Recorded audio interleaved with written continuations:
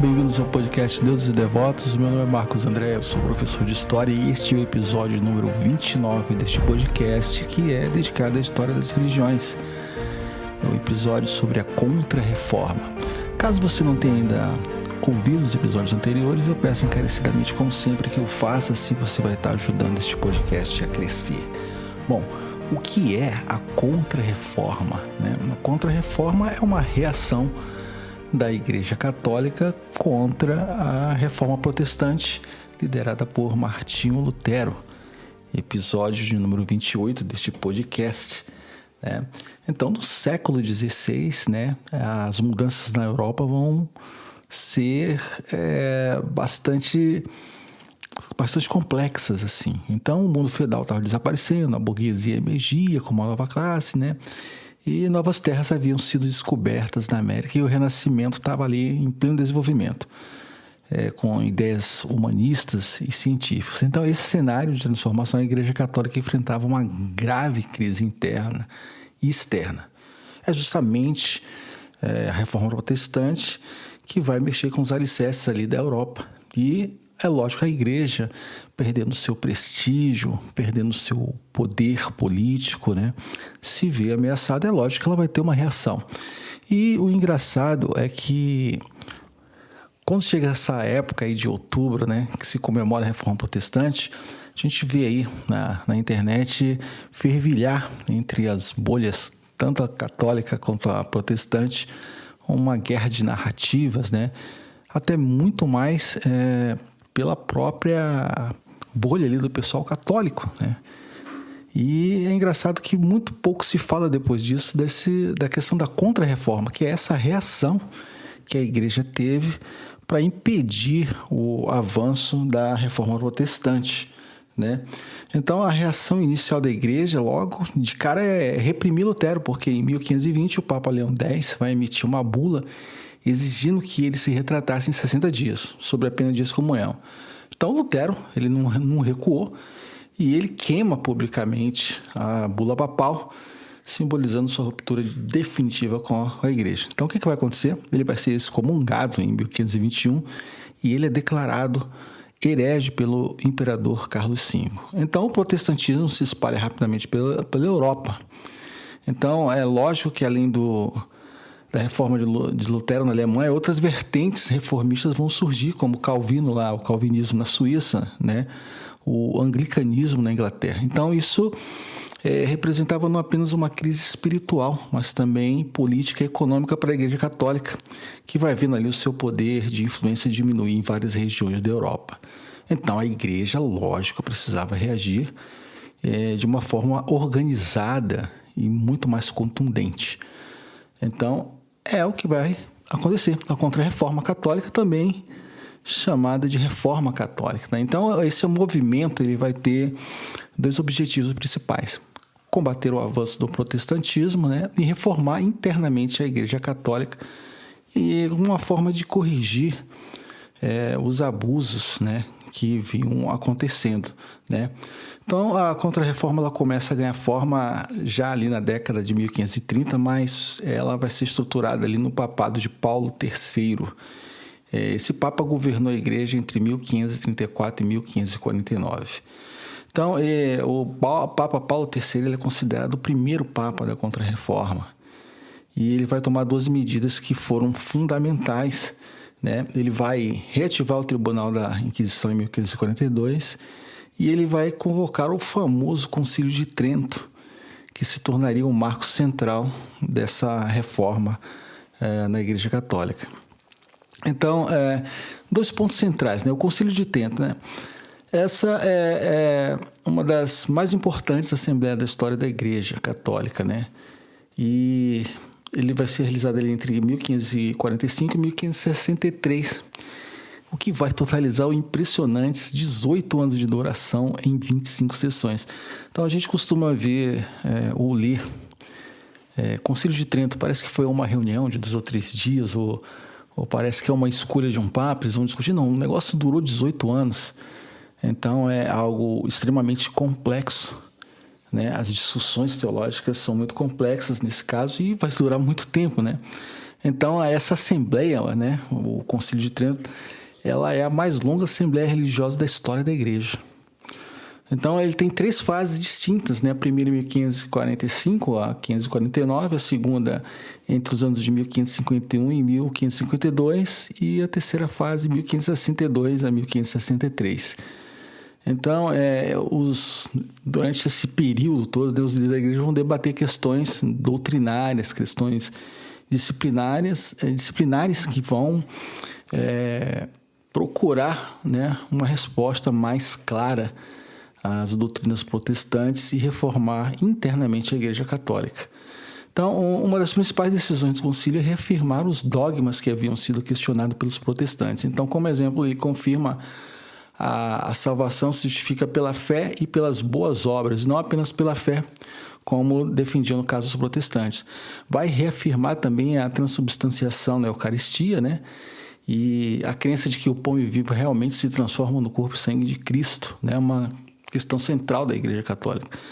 Esse concílio também vai reafirmar a validade dos 7 sacramentos católicos, que são o batismo, a confirmação, a Eucaristia, a penitência, a unção dos enfermos e a ordem do matrimônio.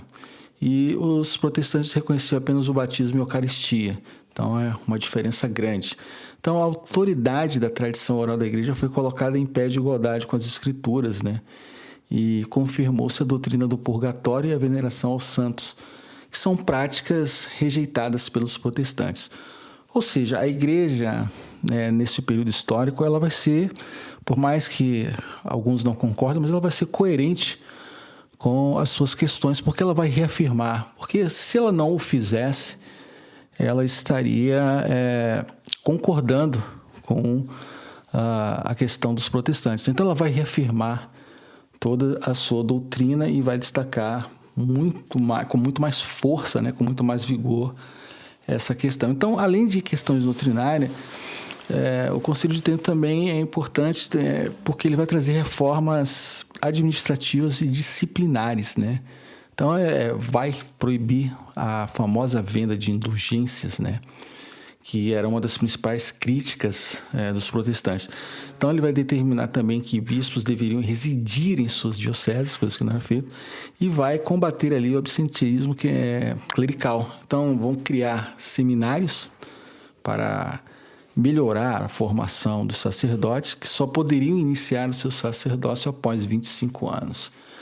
Então, particularmente, o que vai ser importante quais medidas são importantes e são aprovadas? A criação do Index Librorum Prohibitorum, que é uma lista de livros proibidos considerados para a igreja heréticos ou contrários à fé católica.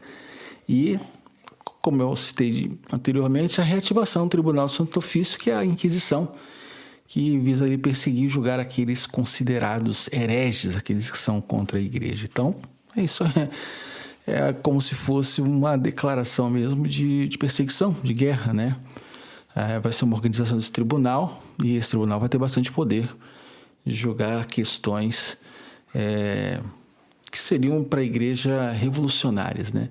Então, o Concílio de Trento, ele representa uma reforma bastante abrangente da Igreja Católica. Ele vai responder aos desafios, né, do protestantismo e a necessidade da renovação interna. Então, ele vai manter firme ali o dogma, a estrutura hierárquica e tradicional e vai reconhecer a necessidade de reformas disciplinares e administrativas. Então, é uma resposta conservadora, ela é uma resposta enérgica e aos desafios, lógico, que são propostos ali pelo protestantismo, né? Uma outra coisa, né, um outro pilar fundamental é a fundação da famosa Companhia de Jesus, ou a Ordem dos Jesuítas, né, que vai ser fundada em 1534 pelo famoso espanhol Inácio de Loyola, que era um ex-militar basco, né, junto com um grupo de estudantes da Universidade de Paris. Então, a Companhia de Jesus foi oficialmente reconhecida pelo Papa Paulo III em 1540, através da bula papal Regime Militantes Ecclesiae. Então, o Inácio de Loyola é uma figura bem destacada, bem conhecida, né, da história católica, né? Depois de ter sido ferido, ele passa por uma profunda conversão espiritual durante a sua recuperação. Então, ele vai desenvolver ali os famosos exercícios espirituais, né? é um método de meditação e oração que continua sendo praticado até hoje. Então, os jesuítas eles se destacaram por 3 características principais, né? A sua lealdade ao Papa, a formação intelectual e a forte vocação missionária. Então, eles têm ali uma estrutura militar, né? Então, o papel dos jesuítas na Contra-Reforma é crucial. Eles funcionam assim como se fosse a linha de frente da Contra-Reforma, né? Questões práticas da Contra-Reforma e vão se destacar na educação, criam um sistema de ensino extremamente avançado, vão fundar colégios e universidades por toda a Europa e posteriormente nas Américas. Então, a gente tem a passagem, por exemplo, dos jesuítas pelo Brasil, né, em suas missões, e é um marco grande na Igreja Católica, né? Então, os jesuítas desempenham esse papel assim na evangelização dos povos indígenas, né, que aprendem as línguas, né, e especialmente Paraguai, Brasil e Argentina vão receber representantes aí dessa ordem. Então, além disso, os jesuítas eles serviram como conselheiros dos reis e príncipes católicos, né? E com tudo isso, a Contra-Reforma vai ter uma consequência histórica, né? Especialmente se formos pensar aí nas ações do Concílio de Trento e dos jesuítas. Então, o impacto é profundo, o impacto é duradouro, não apenas para a Igreja Católica, mas para a civilização ocidental. Então, a consequência mais importante é a divisão definitiva da cristandade ocidental. Assim, apesar de todos esses esforços que a Igreja Católica empreendeu, o protestantismo se consolida em várias áreas. Então, já é um cristianismo dividido. Essa divisão vai ter, lógico, profundas implicações políticas, né? Então, nós vamos ter guerras religiosas na França, nos Países Baixos, né? E mais tarde, a famosa Guerra dos 30 Anos, ali, de 1618 a 1648. Então, esses conflitos, né, desempenharam um papel central. Então, a Paz de Westfália, que vai encerrar a Guerra dos 30 Anos, acontece em 1648, e é considerado o marco do fim do período da Contra-Reforma e o início de um sistema moderno dos Estados nacionais. Então, a Contra-Reforma estimula também o desenvolvimento da arte barroca, né, que expressava o triunfo e a glória da Igreja Católica através de grandiosas obras, né?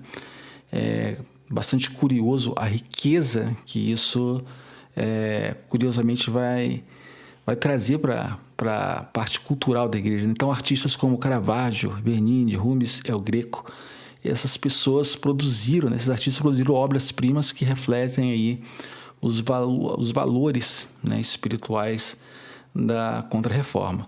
Então, a Igreja Católica, para ela também, o Concílio de Trento vai representar uma renovação. A igreja vai emergir aí da Contra-Reforma. Ela é uma igreja diferente, porque ela vai ser mais disciplinada, mais centralizada, dentro de uma teologia mais clara, mais sistemática. Então, a formação do clero melhora e através da criação dos seminários. A liturgia também se torna mais uniforme. E o mais importante é que a autoridade papal vai ser reforçada, preparando aí o terreno para a declaração da famosa infalibilidade papal no Concílio do Vaticano I, que acontece aí no século XIX. Então, essas bulas papais tiveram um papel crucial nesse processo, né? E a expansão global do catolicismo foi outra consequência importante da Contra-Reforma, porque a partir do momento que ocorrem as grandes navegações e as descobertas de novas terras, a igreja vai entrar numa vanguarda, numa visão muito grande de evangelizar essas novas terras conquistadas, né? E o protestantismo vai permanecer ali na Europa até o século XVIII. O catolicismo se estabelece firmemente na América Latina, né, em parte da África e da Ásia, que são áreas novas, né?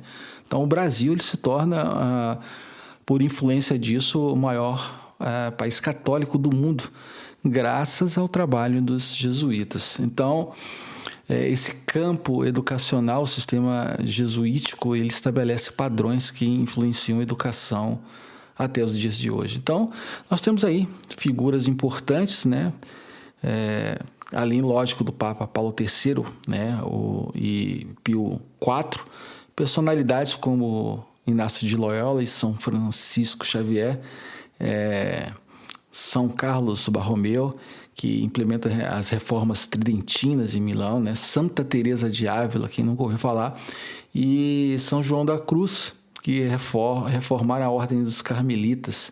Então, o legado da Contra-Reforma ele permanece vivo na Igreja Católica até os dias atuais. Então, as decisões doutrinárias lá no Concílio de Trento, são fundamentais para a fé católica até o Concílio do Vaticano II, já no século XX. A Companhia de Jesus continua sendo uma das ordens religiosas influentes, né, e liderada pelo primeiro Papa jesuíta da história, que foi o Papa Francisco, morto há pouco tempo. Então, em resumo, a Contra-Reforma Católica, com o Concílio de Trento e a fundação dos jesuítas, são pilares, né, de um movimento de enorme importância histórica. Então, isso vai representar a resposta católica à reforma protestante, uma tentativa, lógico, de revitalizar a igreja diante dos desafios da modernidade. Então, as consequências vão moldar profundamente não apenas a história religiosa, mas também política, cultural e educacional do mundo ocidental. Bom, é sobre isso que eu queria destacar sobre a reforma protestante. Eu espero que tenham gostado de mais esse episódio e que acompanhem os novos que virão. Até breve.